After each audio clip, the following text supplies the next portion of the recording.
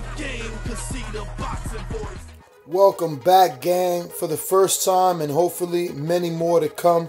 Don't forget to subscribe to the YouTube channel and click on the notifications right here, this little bell, so you can get those emails every time we go live. What's going on, man? This is Alex Lemon with ThaBoxingvoice.com. I'm here with Andy Vences.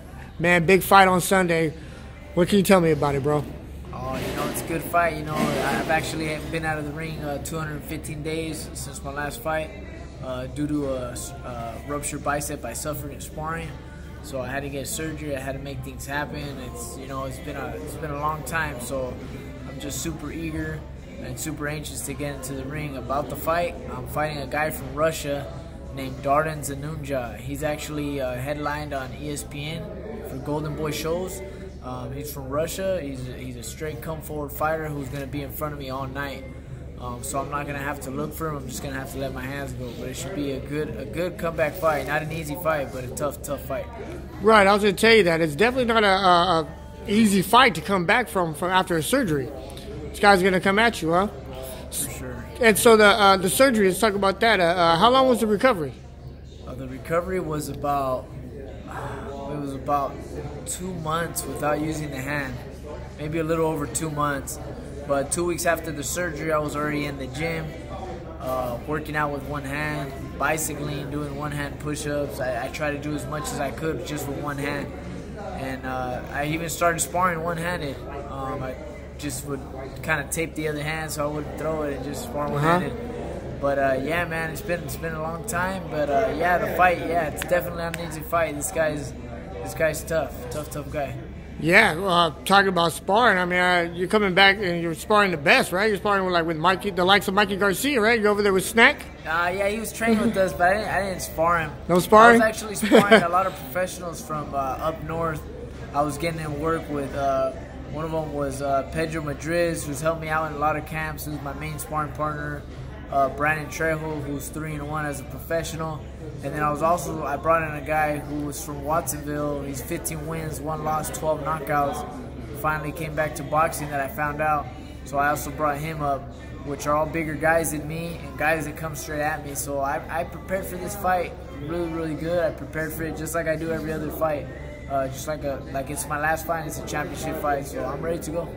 Yeah, man, it's great. You're coming back on ESPN, right? ESPN Plus. Yes. I mean, top rank.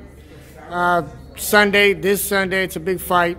And the Snack facility, man, you're over there training, man. I've seen some of the workouts over there, and it's no joke. You in there beasting it out, huh? Yeah, beasting it out over there with my strength and track trainer, Remy Korchemny, along with Mike Basil. We've been grinding, man. It's a Monday, Wednesday, Friday routine out there with Remy, who's also from Russia. So I'm fighting a Russian, but I train with a Russian. So it's been brutal. It's been brutal for me. But yeah, that's right there at the Snack facility. We've been doing that along with everything from recovery, from taking the supplements. So I've been taking care of myself. After this surgery, what I realized was I gotta take that extra step to do recovery stuff. 27 years old, I'm only going to get older, so I can't do a lot of the things that I did when I was younger, as far as right away jumping into working out before warming up or before doing some recovery and rehabilitation stuff. So I now take the time 2-3 times out of the week to go to the Snack facility and use what they have, that they provide for us athletes, the ones that are sponsored, to use. And I actually started using it a lot more leading up to this fight, just because coming off of a prior injury, and for the future, I just want to not, be prone to those injuries. Right, of course. Hey, the last time I seen you was actually at a prison, right? You want to talk about that? Yeah, the experience and everything you did there at the prison here in Chowchilla, California. Oh, yeah, that was with the YOP program that they have there, the Youth Offender Program. I went down there. I saw you there. That was actually one of the best experiences that I experienced in this camp. Not only from seeing you work, but just from seeing the inmates in there. I mean, these are guys that, I mean, no offense, but these are guys that look, from the hood, that are going to do something to you if you're in the wrong area, right? Definitely from the streets. Right, so I walked in there just like, expecting something different, and as soon as I was, approached, said hi to, congratulated to, I was just shocked. Everything that went down there, everything they're doing there for these inmates. giving them a second chance or an early, you know, time off or timeout. It's unbelievable, man. That was probably one of the best experiences. Unfortunately, we're not able to bring cameras and everything to get that, but it was it was unbelievable. I had a you know, meeting with the warden and Liz herself. It was great.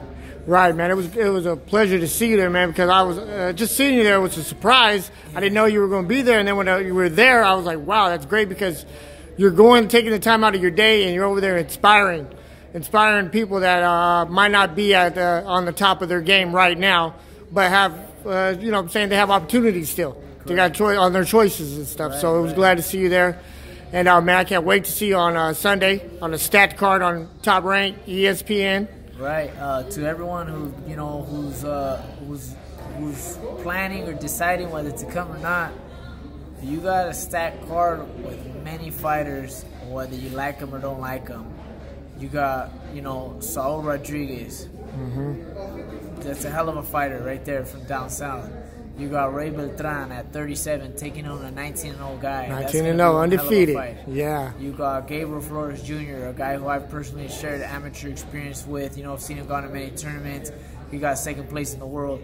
That's the guy that's fighting. You got Jose Ramirez, who I've also gone to many national tournaments with, who I even fought myself, and he's a world champion fighting a guy that's 30-1. Like, that's one hell of a fight. And then you got me fighting Darden, who's fought the likes of Carlos Morales and Andrew Cancio, who actually fights Alberto Machado tomorrow. So it's just it's just good to see all those fights and the top guys from Southern, Central, and Northern California all on one card. Like I said, whether you like them or not, like, you got to come out. The support, the cause for cancer, like, just be there.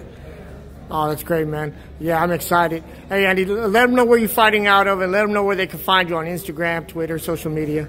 Fighting out of and representing San Jose, you know, you can find me on Instagram at Tiburon Vences1, on Twitter at Andy Vences, and my Facebook is all capital letters Andy Vences. I got a fan page on there they can find me on. Cool, man. Thanks for talking with the Boxing Voice, man. Alex Lynn. If you enjoyed the video, feel free to hit the like, subscribe, and share. As always, if you want to support us to the next level, head over to the patreon.com/ThaBoxingVoice. We have tons of exclusive from Border Wars, from title, betting shows, the list goes on and on and on. But in addition to that, if you guys have questions for fighters, trainers, and promoters, this is where you can submit them. We will run out, get these questions answered, and put it back on the show just for you guys. Appreciate it. Peace.